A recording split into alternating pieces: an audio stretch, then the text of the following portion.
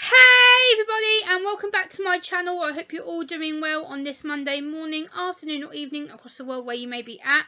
And today this is a requested topic from my good friend Nora, aka the Stock Explorer here on YouTube, and she asked me to talk about autism and how to be in a conversation with people because she brought up the topic of people with autism who she knows, who she's been in communication with, come across as rude or blunt. I want to talk about why that may be, or how I feel about it as an autistic woman. So let's get into it. Today I'm going to be discussing emotions and how to be in a conversation with somebody who is a neurotypical, which means non-disabled, neurotypical.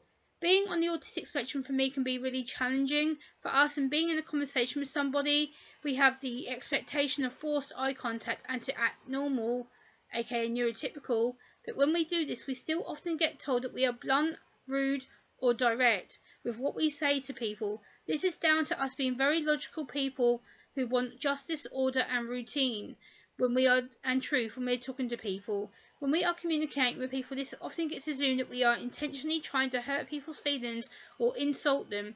This is far from the truth. Being on the autistic spectrum, we struggle to read other people's body language and expressions as we have so much heightened emotion and feelings in our heads going around all the time.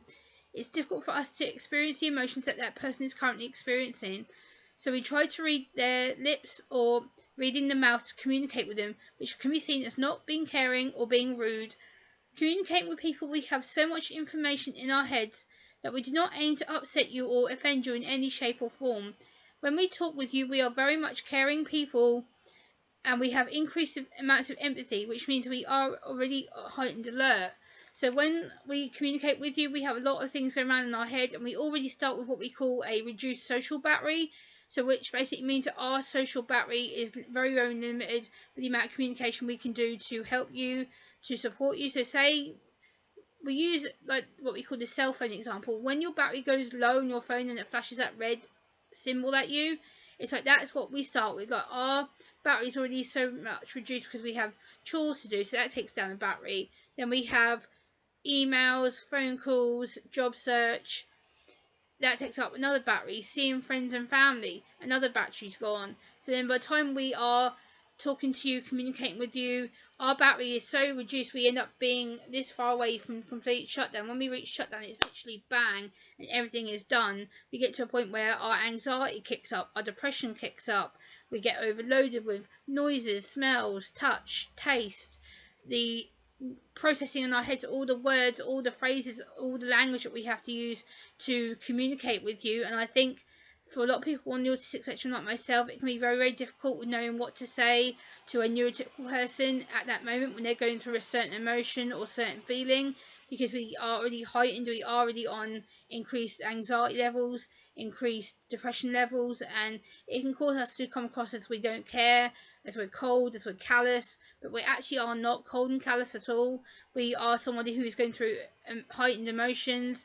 We have so much sensory input, sensory stimuli coming into us that we find it hard to switch that off or are able to limit it. So when we are talking to you, it's not like we don't actually care.